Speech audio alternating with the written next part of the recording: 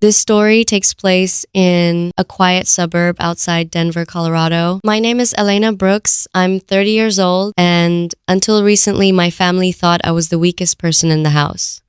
The day I moved out, I didn't argue. I didn't slam doors.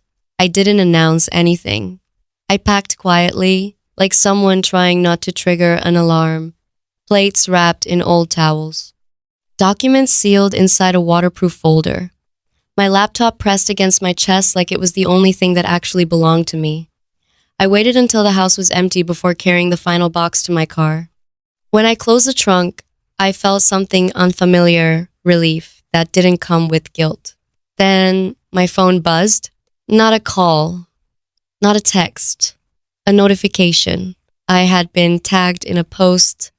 I opened it expecting a joke. Maybe something passive-aggressive. That's how my family preferred to insult people publicly, but disguised as humor. It was a photo of the front of the house I had just left. My bedroom window, barely visible on the second floor. The caption read, "Trash finally took itself out," posted by my younger sister. Over 2,000 likes. People were laughing in the comments. Strangers, neighbors, distant relatives. My mother commented, "Some lessons have to be learned the hard way." My father didn't write anything, but he liked a comment that said, "Maybe now she'll learn how to pay her own way." I didn't reply. I didn't defend myself. I didn't cry. I liked every single comment because I needed them comfortable. I needed them proud. I needed them convinced they had control. Then I sat on the floor of my new apartment, surrounded by unopened boxes, and opened a folder I had kept hidden for years. The house they were celebrating in had never belonged to them. It belonged to me. 5 years earlier, when my grandfather passed away, I was 25 and grieving. The lawyer called us in for what I thought would be routine paperwork. My parents walked in, assuming they were inheriting everything. My sister came because she never misses a moment that feels important. The lawyer slid the deed across the table and said, "My grandfather had been very specific. The property was to remain in my name, fully, legally, without division." My parents and sister were allowed to live there as long as they wished, but ownership was mine. My grandfather didn't trust my parents with assets. He had seen the refinancing attempts, the credit card debt cycles, the temporary loans that never got repaid.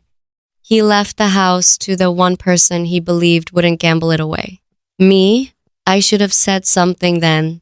I should have claimed it openly. Instead, I stayed quiet because in my family, being good meant being silent.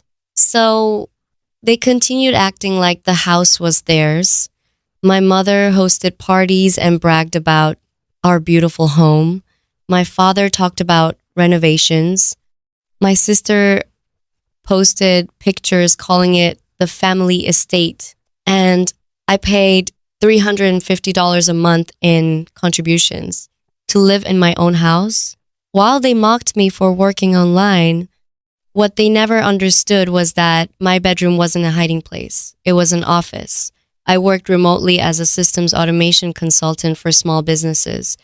I built back-end operations, managed data flows, streamlined client acquisition funnels. It wasn't flashy. It wasn't visible, but it paid well. I kept contracts organized. I paid my taxes. I built savings. Every time I tried explaining what I did, my mother would dismiss it. "Real jobs have bosses," she'd say. My sister would joke that I probably ran scams online. My father would ask when I planned to get serious. So I stopped explaining. I saved quietly. I planned quietly. I gave myself a deadline to leave without ever needing to come back. When I bought my one-bedroom condo across town, I didn't tell anyone. I moved in small loads over weeks. Books, clothes, equipment. The last day, when I rented a truck for furniture, My sister happened to come home early. She saw the truck and immediately pulled out her phone. That post they made wasn't an accident, it was staged. They thought they were humiliating a failure.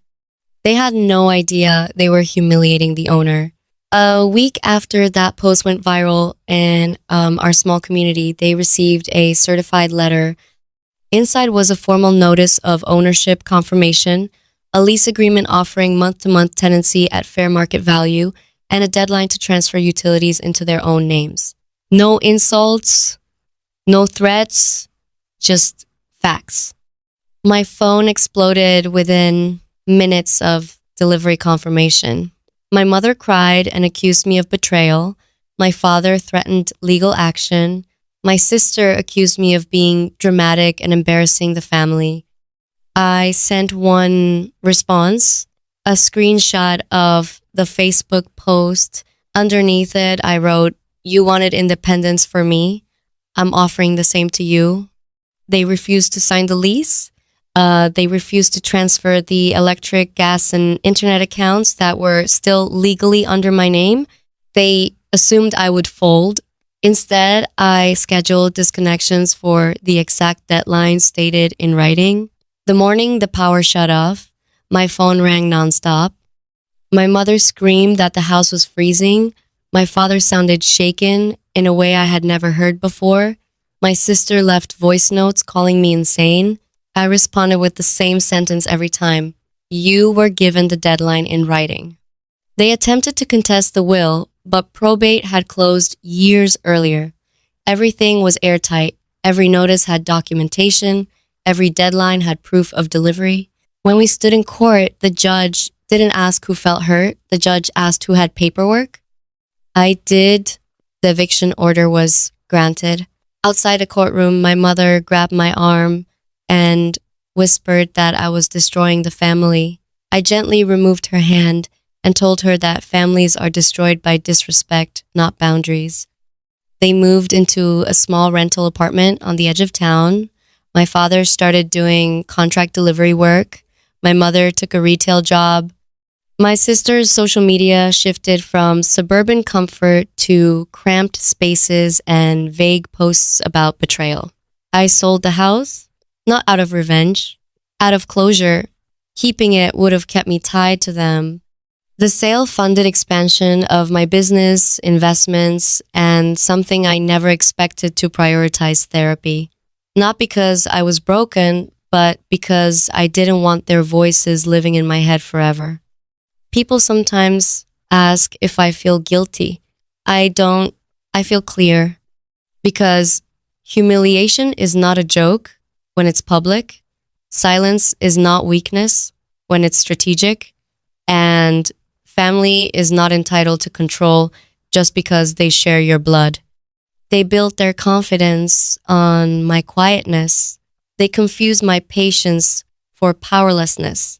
The moment I stopped protecting their image, the illusion collapsed. I didn't scream. I didn't insult. I enforced calmly, legally, completely. And sometimes that is the loudest revenge of all.